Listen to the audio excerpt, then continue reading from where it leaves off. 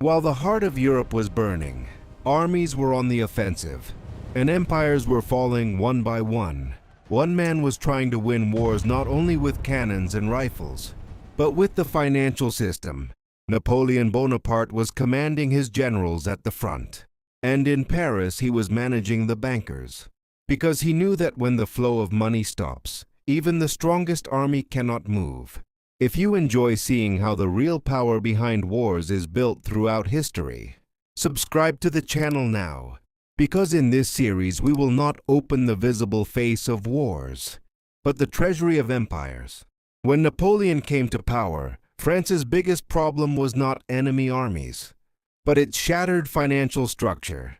After the revolution, the monetary system had lost trust, paper money had lost its value, and tax collection was in an irregular state.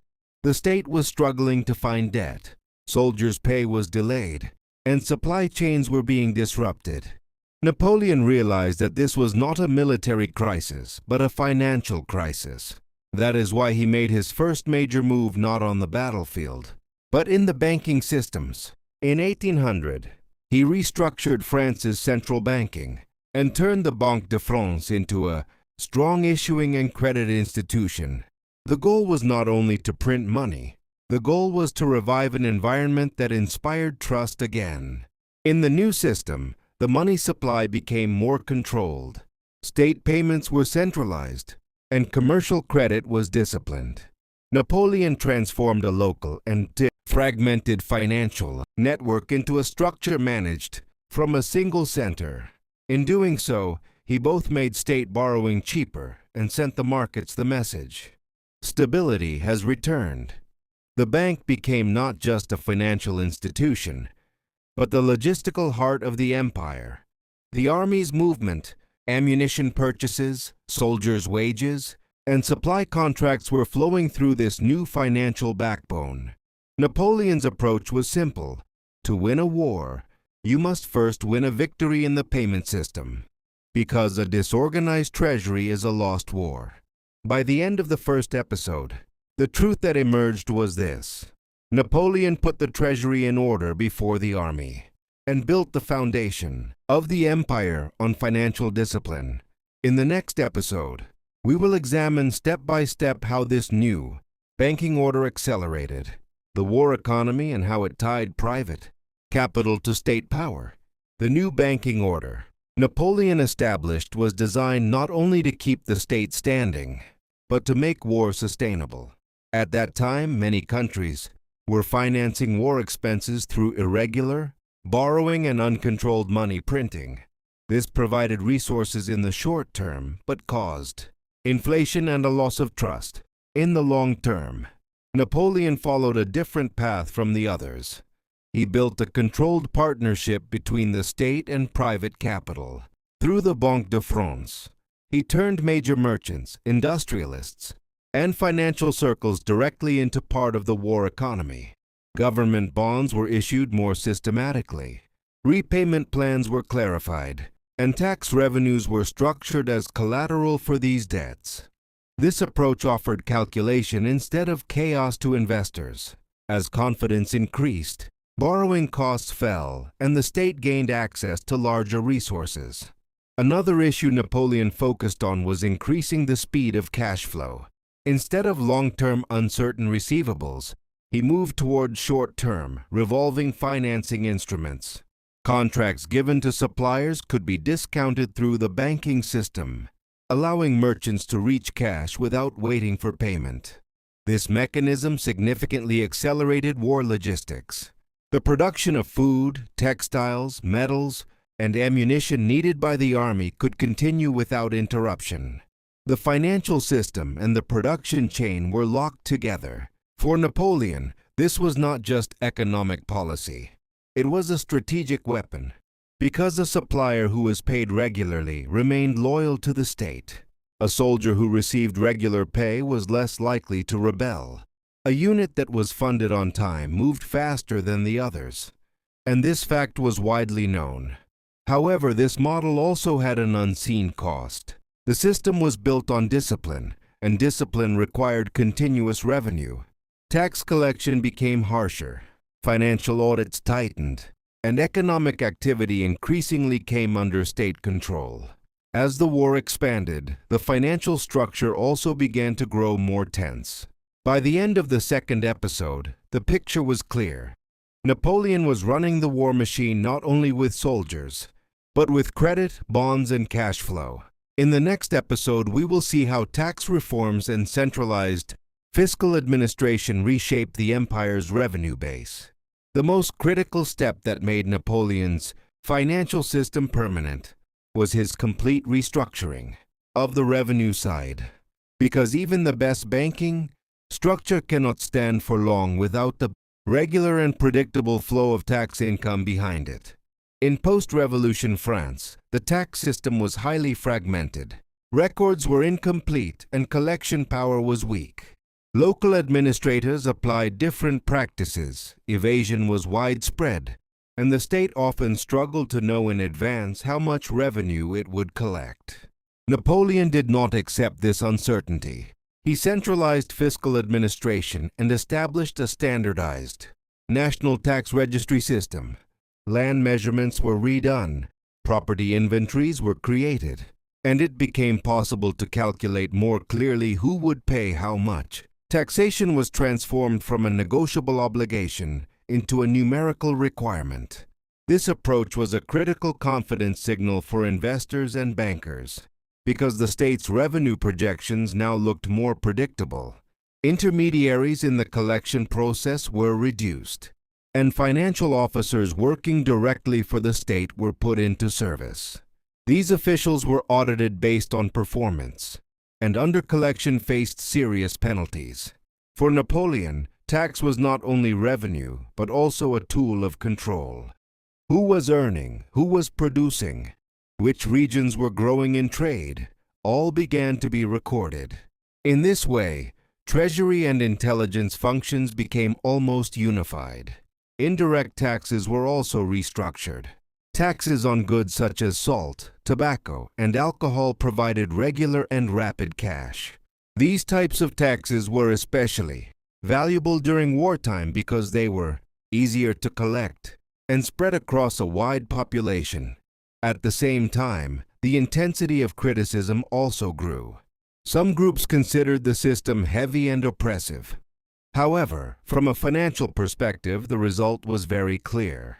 The revenue flow stabilized. Thanks to this stability, the banking system had greater confidence that its loans would be repaid. Government bonds were sold more easily, and the war budget became more predictable. Napoleon's model was strict, but mathematically consistent. By the end of the third episode, it is fair to say that the empire's financial backbone had become visible. A central bank controlled borrowing and disciplined tax collection. In the next episode, we will examine how this structure was integrated with industry, production, and the war supply chain. Napoleon did not build his financial system merely to collect money and secure credit.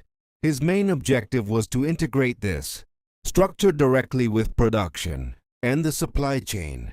Because what determines the fate of war is not only the number of soldiers, but how well and how long those soldiers can be fed, equipped, and supported. In earlier periods, armies were often dependent on irregular supply networks. Shipments were disrupted due to local contractors, delayed payments, and corruption. Napoleon rejected this fragmented model and designed military supply as a semi-industrial system. Producers working under state-backed contracts were identified. Firms supplying weapons, uniforms, gunpowder, and provisions were placed under central registry. Payments were then executed in a planned manner through the new banking order. In this way, the producer knew when payment would arrive, and the state could see in advance when each delivery would be completed. This predictability both reduced costs and accelerated production. Napoleon also encouraged domestic manufacturing.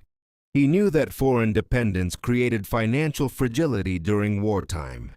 For this reason, tax advantages were granted to certain sectors and restrictions were imposed on selected imports. The objective was not merely economic nationalism, but strategic resilience. As internal production increased, money circulated within the country, tax revenues rose, and the credit system became more secure. Government orders turned into growth opportunities for many entrepreneurs. Small workshops evolved into larger production centers. As a result, the war economy also accelerated industrial development. This connection between finance and production enabled the empire to supply massive armies in a short time. However, this model had a cost. The system was based on the assumption of continuous expansion and continuous cash flow. New victories meant new revenue, and new revenue meant new financing. When expansion slowed, the same mechanism began to generate pressure. Cash needs increased, contracts became heavier, and the burden on the budget kept growing. By the end of the fourth episode, the picture was clear. Napoleon removed finance from being an abstract field and locked it into an integrated system tied to production, logistics, and the mechanics of war. In the next episode, we will examine the impact of this high-tempo financial model on Europe and how rival states responded. This innovative integrated finance and banking order established by Napoleon did not remain effective only within France. It quickly reshaped the balance of power across Europe, because war was no longer decided only on the battlefield, but also in credit markets and state treasuries. Once France moved to a more organized tax, credit, and payment system, it became able to finance its armies faster. This development forced rival states to pursue similar reforms. In particular, Britain, Austria, and Prussia began to rethink the financial dimension of warfare. Britain already had an advanced sovereign debt system, but Napoleon's continental financial mobilization made competition even harsher. Government bonds, war notes, and central bank-supported borrowing instruments spread across Europe. In this way, a modern war finance market was born. In the regions Napoleon occupied or controlled, he also transformed the fiscal structure. Local tax systems were aligned more closely with the French model, and in some areas new accounting and registration frameworks were introduced. The goal was not only to collect revenue, but to make cash flow predictable, because predictable revenue meant easier access to credit. However, this restructuring did not produce the same effect everywhere. In some regions, order and efficiency increased, while in others, heavy tax, burdens, and mandatory contributions triggered resistance. Financial centralization weakened local elites while strengthening central authority. This was as much a political transformation as it was an economic one. Napoleon's system produced high short-term efficiency because it relied on discipline, records, and control. But in the long term, the model depended heavily on a constant mobilization tempo. It required continuous armies, continuous movement, and continuous spending. It was not a flexible model suited to peacetime conditions. When revenue flows slowed, conquests stopped, and war costs increased, the balance began to break. The financial structure was strong, but the burden was also growing.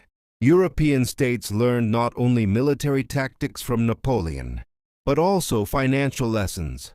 Modern empires cannot stand without treasury strength, banking structure, and credit capacity. By the end of the fifth episode, the reality was clear. Napoleon expanded war power by reorganizing banking, but that same financial speed also made the system fragile. In the final episode, we will explain why this model could not be sustained and how it became a legacy for the post-Napoleonic European financial order. The unseen driving force behind Napoleon's military successes was his reforms in finance and banking. However, the weakest point of this model was that it was not sustainable. The system was built on discipline, centralization, and rapid cash flow. In other words, it was designed on the assumption of a constantly moving empire. As conquests expanded, revenue increased. As revenue increased, credit expanded. As credit expanded, the army was sustained. But the moment expansion stopped, this chain began to reverse. Prolonged wars, rising logistics costs, and resistance movements created pressure on the state budget. The central bank structure and regular tax system did not collapse, but the burden became heavier. Napoleon's model did not create the crisis. On the contrary, it delayed it. But the postponed financial pressure surfaced. Suddenly, when combined with military defeats, the 1812 Russian campaign and the losses that followed showed how far financial resilience could really stretch. As revenue expectations declined, borrowing costs increased. When trust weakens, even the best-designed financial system comes under strain. Still, the lasting part of this story is not the collapse, but the legacy. After Napoleon, modern central banking, standardized accounting, disciplined budget management, and state-backed credit mechanisms spread across Europe. Many countries established permanent financial institutions to fund war economies. In other words, the structure Napoleon built did not disappear entirely. It transformed and became part of modern public finance. The most important lesson of this process is clear. Great power is measured not only by the size of an army, but by its ability to pay. Without reliable revenue, trusted currency, and institutional banking, empires cannot wage war for long. But at the same time, financial engineering alone cannot guarantee victory without strategic limits. Economics makes war possible, but it does not guarantee the outcome. Napoleon's financial reforms left this note in history. Whoever organizes money organizes power. But if the balance between financial strength and strategic reality breaks, even the best-built economic system will not be enough. From this perspective, Napoleon's story should be evaluated not only as a military case, but also as a financial lesson.